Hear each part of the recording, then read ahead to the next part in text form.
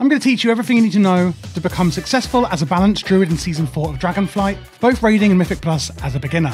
On the stat priority, we can generally follow what I've got here. However, the main and most important thing will always be getting a better and better eye level, as I've got in number 1 here, therefore giving you a higher and higher amount of intellect. If you would like to delve deeper into the secondary stats, because it isn't one size fits all, then I would recommend that you sim your character. And if you don't know what that means, join my Discord and we can help you through it. I've got written guides in there for you. Again, just concentrate as a beginner on getting your eye level up and you will do absolutely fine. Talent trees, this on the left is for single target and this on the right is for Mythic Plus and AoE, or area of effect damage on multiple targets. I'm not going to go through every individual talent, but I will go through the core and exciting ones that you need to know about in the rotation part of this video. There is import strings, by the way, in the description for you to import these straight into your game, whichever one you may need. Before we get onto the rotation, let's have a look at some of our other important abilities.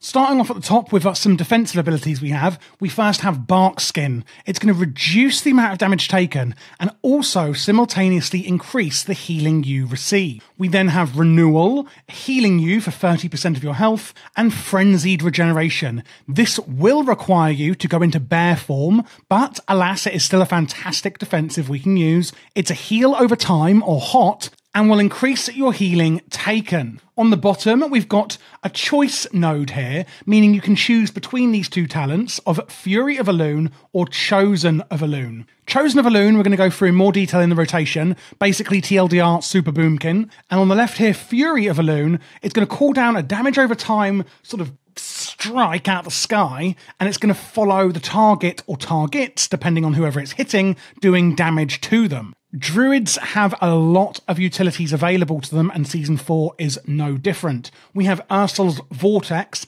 allowing you to place a vortex on the ground, pulling enemies in, slowing them, and when they try and exit that vortex, it pulls them back in. We have Innovate. This is really good to use on your healers in the group, allowing you or a healer to cast without any mana cost for 8 seconds. Now, as a Boomkin, we don't really care about mana. You are only going to use this on the healers in the group or raid.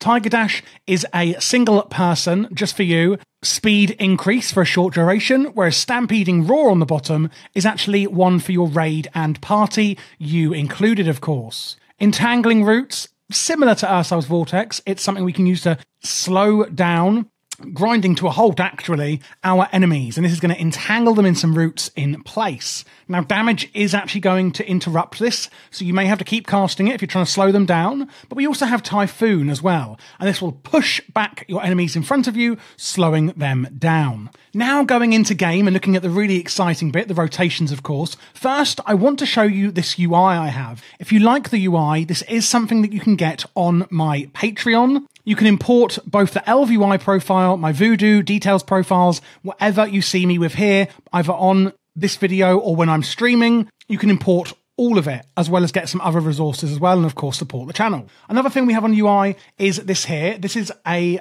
weak aura by AFNAR, and this basically shows all of your cooldowns and resources all in one central place on the screen. This is something else that you may find useful, and I'll link that in the description as well. So looking at the abilities we've got, there's a few foundations we need to learn first about how Boomkin and Resto Druid? Balanced Druid works. So the first thing is Eclipse. If we're doing single target, generally 1 to 2 targets, then we want to go into a solar eclipse. And if we're doing AoE, or area of effect, and therefore lots of different targets, we want to go into a lunar eclipse. And the way we are actually going to do that is by using 2 of the opposite spells. So, to explain that simply, we're going to cast 2 single target spells, which will actually put us into a lunar eclipse, which we're going to then use to do AoE damage. If we want to do single target damage, we're going to use 2 AoE spells, taking us into a solar eclipse, where we're going to do single target damage with our single target spells. So, to put it into practice then, our single target one is Wrath here, and our AoE one is Starfire. If we use 2 Starfires, we've now gone into, as you can see here, a solar eclipse, and therefore our single target spell, Wrath, has been empowered. And we can see that counting down for 5, 4, 3, and 2, 1, 0 seconds. And then we're going to come back out of that eclipse. If we want to do AoE damage, we're actually going to use 2 single target spells, Wrath. So we're going to do 1 and 2, and that's going to put us into a lunar eclipse, empowering our AoE spell. So you want to use 2 of the single target one, Wrath, to get into the lunar eclipse and therefore spam your Starfire. To get into solar eclipse and single target, we're going to use 2 AoE spells, Starfire 1 and 2, to go into solar eclipse where we can then spam our single target spell. So Wrath quite simply does damage, generating astral power. Starfire calls down a burst of energy, dealing damage to the target and damage to all other enemies within 10 yards. And you're going to see that's going to generate astral power as well. Now, astral power is another resource, of course, that we're generating. We're mainly just going to spend that on our Star Surge here. And you can see here it costs 36 astral power. And we're mainly going to use that just so that we're not capping on astral power. That is our astral power kind of dump, if you will. We're dumping all of our astral power with Star Surge. So when we go into battle, we're going to want to do something first. And that is get our dots up. Our Moonfire and our Sunfire. And you can see here that's put it onto both nearby target. Moonfire, a quick beam of lunar energy, deals damage to the target and then an additional amount over 22 seconds. And Sunfire is basically a sun variant of that. We want to keep these both up at all times, and that is our number 1 priority. The main reason for that is our mastery here, Astral Invocation. Your nature spells deal 15% increased damage and an additional 7% to targets affected by Sunfire. Your arcane spells deal 15% increased damage and an additional percentage of damage to targets affected by your Moonfire. So we're going to do an absolutely gargantuan amount of extra damage as long as our Moonfire and Sunfire are up on the targets. And therefore it is absolutely imperative that you keep these 2 damage over time spells up on your targets at all times. We're then going to use our Star Surge to dump astral power, remember? And one thing you're going to see here is, see it says here 120 astral power, and when I use that again it says 160. That is how much you've spent. And when we look at the talent here, Primordial Arcanic Pulsar, every 600 astral power spent grants Celestial Alignment for 12 seconds.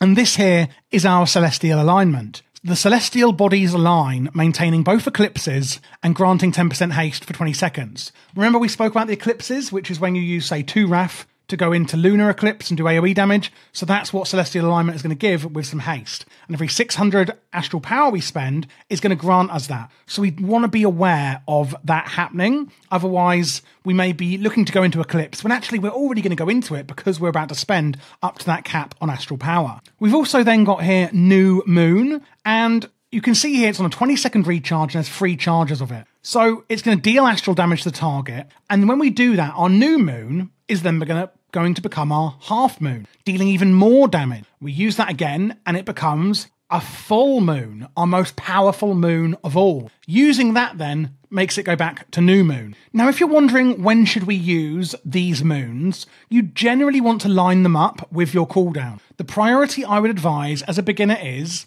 if you have 3 stacks of it, then try to make sure you're not capping on moons, but also try and keep your more damaging moons, so your Half Moon, and then especially your Full Moon, for when you're using your big cooldowns like Incarnation Chosen of Elune. Incarnation Chosen of Elune, an improved Boomkin form that grants again both eclipses, any learned celestial alignment bonuses like the extra haste, and 10% critical strike chance. Lasts 30 seconds. So when we're in our Incarnation Chosen of Elune, where we're super duper Boomkin, that's when we want to be using our most powerful abilities and therefore Full Moon. So it is going to take a little bit of getting used to on the timings to make this, work best for you. But that is the, I think, most beginner-friendly way of looking at it. Don't ever cap on 3 charges and try and keep your full moons when you think that your Chosen of Elune is going to come off cooldown and you're going to use that, which we will be using on cooldown. Remember, it's only on a 20-second recharge, meaning if you're out of New Moon or out of Moon charges, it's going to take a full 60 seconds to get back into Full Moon from New Moon, and therefore once you've got a minute left on your Chosen of Elune, you can sort of think, oh right, okay, I need to make sure that I've got my either 3 charges or that I'm getting near to Full Moon, nearing when that incarnation comes off cooldown. We also have got Warrior of Elune cooldown. You generate 3 Starfire. Your next 3 Starfires are instant cast and generate 40% increased astral power. Again, we should use that within our cooldowns. So putting it all together then, starting off, we're going to make sure we get our Moonfire and Sunfire up and keep these up as top priority. We're going to use our Star Surge as our big spender. That's going to be to make sure that we're not capping on astral power. We're going to be using our moons, making sure we're not capping on moons, and also saving our full moon for our big cooldown. We want to, of course, get into our eclipse as soon as possible and as much as possible, depending on how many targets we're fighting. So again, for single target, 1 or 2 targets, use 2 Starfires to go into solar eclipse, and then we can spam our Wrath, and vice versa for AoE, using 2 Wraths to go into a lunar eclipse, and then spamming our Starfire. We can then use our Incarnation Chosen of Elune and our Warrior of Elune on cooldown as our major cooldowns. And this really is the main part of the rotation for a beginner. Although it may seem fairly straightforward and quite simple at this point, there is a lot of other nuances to it as you get better with the spec that you'll find.